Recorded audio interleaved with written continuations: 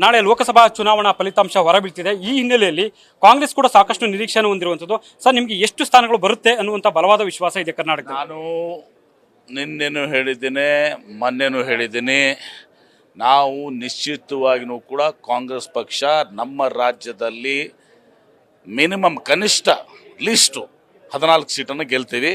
14ರಿಂದ 20 ಸೀಟ್ವರೆಗೆ ನಾವು ಗೆಲ್ತೀವಿ. ಸೊ ಯಾವ ವಿಶ್ವಾಸದ ಮೇಲೆ ನೀವು ಹೇಳ್ತಾ ಇದ್ದೀರಿ? ಎಕ್ಸಿಟ್ ಪೋಲ್ ಎಲ್ಲ ಸಹಜವಾಗಿ 3, 6 ಅನ್ನುವಂತಹ ಅಂಕಿಅಂಶಗಳು ಕೊಡ್ತಾರೆ. ಪೋಲ್ಸ್ ಏನಿದೆ ನಾಳೆ ನಿಮ್ಗೆ ಗೊತ್ತಾಗುತ್ತೆ, ಅವೆಲ್ಲ ಸತ್ಯಕ್ಕೆ ದೂರವಾಗಿದ್ದಾವೆ. ಗ್ರೌಂಡ್ ರಿಯಾಲಿಟೀಸ್ನ ಗಣನೆಗೆ ತಗೊಂಡಿಲ್ಲ. ಅಲ್ಲಿ ನಮ್ಮ ಸರ್ಕಾರದ ಆಡಳಿತ, 1 ವರ್ಷದ ಆಡಳಿತ, ಹಿಂದೆ BJPಯ ದುರಾಡಳಿತ, 40% ಕಮಿಷನು, ಮತ್ತು ಈಗ ನಮ್ಮ ಗ್ಯಾರಂಟೀಸ್, ಪ್ರಮುಖವಾಗಿ ನಮ್ಮ ಗ್ಯಾರಂಟೀಸ್, ಮಹಿಳೆಯರು ಇವತ್ತು 80% ಜಾಸ್ತಿ ನಮಗೆ ಮತ ಹಾಕಿದ್ದಾರೆ. 80% ಗೃಹಲಕ್ಷ್ಮಿ ಇರ್ಬೋದು, ನಮ್ಮ ಇನ್ನುಳಿದ ಯೋಜನೆಗಳಿರ್ಬೋದು, ಆ ಯೋಜನೆಗಳ ಸಲುವಾಗಿ ಇವತ್ತು ದಿವಸ ನಮಗೆ ಮತ ಹಾಕಿದ್ದಾರೆ. ಇವತ್ತು ದಿವಸ ಹೀಗಾಗಿ ನಮಗೆ ಕಾನ್ಫಿಡೆನ್ಸ್ ಇದೆ, ನಿಶ್ಚಿತವಾಗಿ ಜನರ ಮೇಲೆ ವಿಶ್ವಾಸ ಇದೆ. ನಾವು 14 ಮಿನಿಮಮ್ ಸೀಟನ್ನು ಪಡ್ಕೋತೀವಿ. ಎಕ್ಸಿಟ್ ಪೋಲ್ NDA ಮತ್ತೆ ಕೇಂದ್ರದಲ್ಲಿ ಬರುತ್ತೆ ಅನ್ನುವಂಥದ್ದು ಕೂಡ ಈಗ ಅದನ್ನು ಕೂಡ ಹೇಳಿದ್ದೀನಲ್ಲ ನಾನು. ಉತ್ತರ ಪ್ರದೇಶದಲ್ಲಿ ಇವರು 15-20 ಸೀಟ್ ಕಳ್ಕೊತಾರೆ, ಮಹಾರಾಷ್ಟ್ರದಲ್ಲಿ 15 ಸೀಟ್ ಕಳ್ಕೊತಾರೆ, ರಾಜಸ್ಥಾನದಲ್ಲಿ 10 ಸೀಟ್ ಕಳ್ಕೊತಾರೆ. ಇದೇ ರೀತಿ ಕರ್ನಾಟಕದಲ್ಲಿ ಕನಿಷ್ಠ ಪಕ್ಷ 13 ಸೀಟನ್ನು ಕಳ್ಕೊತಾರೆ. ಇದೆಲ್ಲ ಹಾಕಿದರೆ 70-80 ಸೀಟಲ್ಲಿ ಕಳ್ಕೊತಾರೆ. BJP ಹೋದ ಸಲ 300 ಇದ್ದರು. 300 ಯಾವಾಗ ಇದ್ದರು? ಪುಲ್ವಾಮಾ ದಾಳಿ ಆದಾಗ, ಬಾಲಾಕೋಟ್ ಇದು ಆದಾಗ, ಅವಾಗ ರಾಷ್ಟ್ರೀಯತೆ ಭಾವನೆ ಇತ್ತು, ದೇಶ ಪ್ರಥಮ ಅಂಥೇಳಿ ಇವತ್ತು ದಿವಸ ಎಲ್ಲರೂ ಕೂಡ ಇವತ್ತು ಮತ ಹಾಕಿದ್ರು.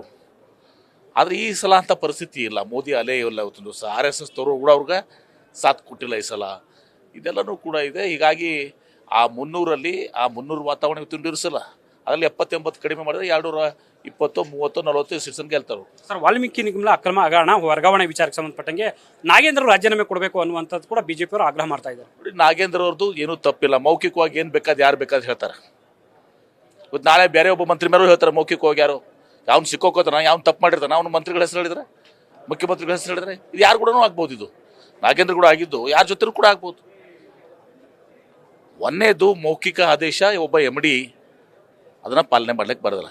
ರಿಟರ್ನ್ ಆದರೂ ಕೂಡ, ಬರೆದು ಕಳಿಸಿದ್ರು ಕೂಡ, ನಿಗಮದಲ್ಲಿ ಬೋರ್ಡ್ ಇರ್ತದೆ, ಚೇರ್ಮನ್ ಇರ್ತಾರೆ, ಒಂದು ಬೋರ್ಡ್ ಇರ್ತದೆ, ಬೋರ್ಡ್ನಲ್ಲಿ ಒಬ್ಬ ಫೈನಾನ್ಸ್ ಮೆಂಬರ್ ಇರ್ತಾರೆ, ಅಲ್ಲಿ ಬೋರ್ಡ್ನಾಗ ಅಪ್ರೂವ್ ಆಗಬೇಕಾಗ್ತದೆ.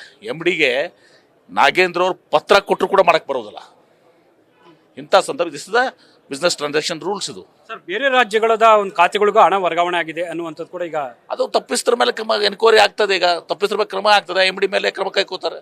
ಅಂದರೆ SIT ತನಿಖಾ ವರದಿ ಬಂದ ನಂತರ ಆ ಕ್ರಮ ಕೈಗೊಳ್ಳೋದು ಅಂತ ನೋಡಿ. ನಾಗೇಂದ್ರದ ತಪ್ಪಿಲ್ಲ, ಇದರಲ್ಲಿ ತಪ್ಪಿರ್ಲಾರ್ದೆ ಅವ್ರನ್ನ ಬಲಿಪಶು ಮಾಡುವಂಥದ್ದು ಸರಿಯಲ್ಲ. ಅವತ್ತು ಸರ್, CM ಅವರು ಕೂಡ ನಿಮ್ಮ ಜೊತೆ ಚರ್ಚೆ ಮಾಡಿದ್ದಾರೆ, ಹಿರಿಯ ಸಚಿವರ ಜೊತೆ. ನೀವೇನು ಸಲಹೆ ಕೊಟ್ಟಿದ್ರಿ ಸರ್? ಇವತ್ತು ನಾಗೇಂದ್ರದ್ದು ಏನೂ ತಪ್ಪಿಲ್ಲ ಅಂತೇಳಿ ಎಲ್ಲರಿಗೂ ಗೊತ್ತಿದೆ. ನಾಗೇಂದ್ರ ತಪ್ಪಿಲ್ಲ. ಯಾರಿಂತ ಉಸ್ತಾನ ಮಾಡ್ತಾರೆ? ನಾವು ಯಾವುದೇ ರಾಜಕಾರಣಿ, ಅದು ಯಾವುದೇ ಪಕ್ಷದವರಿರಲಿ, ಈ ಮಟ್ಟಕ್ಕೆ ಹೋಗಿ ಅಲ್ಲೋ ಮಾಡುವಂಥ ಕೆಲಸ ಯಾರೂ ಮಾಡೋದಲ್ಲ. ನಾಗೇಂದ್ರ ಬಿಟ್ಬಿಡಿ, ಅಂಥ ಅನಿವಾರ್ಯತೆ ನಾಗೇಂದ್ರಗಂತೂ ಇಲ್ಲ. ಸಾಮಾನ್ಯ ಜ್ಞಾನ ಪಕ್ಷದ ಕಾಮನ್ ಸೆನ್ಸ್, ಇಂಥ ಕೆಲಸ ಯಾರು ಮಾಡೋಕ್ಕೆ ಹೋಗೋದಿಲ್ಲ. ಸರ್, BJP 6ನೇ ತಾರೀಕು ಒಳಗಡೆ ರಾಜೀನಾಮೆ ಕೊಡಬೇಕು ಅಂತ ಡೆಡ್ಲೈನ್ ಕೊಟ್ಟಿದ್ದಾರೆ. ನೋಡಿ, ಅವರು BJP ಅವರು ಸುಮ್ಮನೆ ರಾಜಕಾರಣ ಮಾಡ್ಬೇಕಾಗ್ತಾರೆ. ಅವರು ತಮ್ಮ 40% ಕಮಿಷನ್ ಏನಿತ್ತು ಅದನ್ನು ಮುಚ್ಕೊಳ್ಳುವಂಥ ಪ್ರಯತ್ನ ಮಾಡ್ತಾರೆ. ಸರ್, KPCC ಅಧ್ಯಕ್ಷ ಸ್ಥಾನ ತೆರವಾಗುತ್ತೆ. ಸೊ ನೀವೇನಾದರೂ ಯಾರಿಗಾದ್ರೂ ಕೊಡಬೇಕು ಅನ್ನುವಂಥದ್ದು ಏನೋ ಇದೆಯಾ? ಅದು ಇನ್ನೂ ಸಂದರ್ಭ ಬಂದಿಲ್ಲ. ಸಂದರ್ಭ ಬಂದಾಗ ನಾವು ಪಕ್ಷದ ವರಿಷ್ಠರಿಗೆ ತಿಳಿಸ್ತೇವೆ. KN ರಾಜಣ್ಣ ಅವರು ನಾನು ಆಕಾಂಕ್ಷಿ ಆಗಿದ್ದೀನಿ, ನಾನು ಕೊಟ್ಟರೆ ನಿಭಾಯಿಸ್ತೀನಿ ಅಂತ ಇಲ್ಲ. ಅವರು ಸಮರ್ಥರಿದ್ದಾರೆ, ಹಿರಿಯರಿದ್ದಾರೆ. ಸೊ ಇದಿಷ್ಟು ಕೂಡ ಸಚಿವರಾಗಿರುವಂಥ MB ಪಾಟೀಲ್ ಅವರ ಸ್ಪಷ್ಟವಾದ ಮಾತುಗಳು. ಕ್ಯಾಮ್ರಾ ಪರ್ಸನ್ ಶಿವನ ಜೊತೆ Harish Kakolli, news first, Bengaluru. News first ನಿರ್ಭೀತಿಯಿಂದ ನಿಮ್ಮ ಪರವಾಗಿ.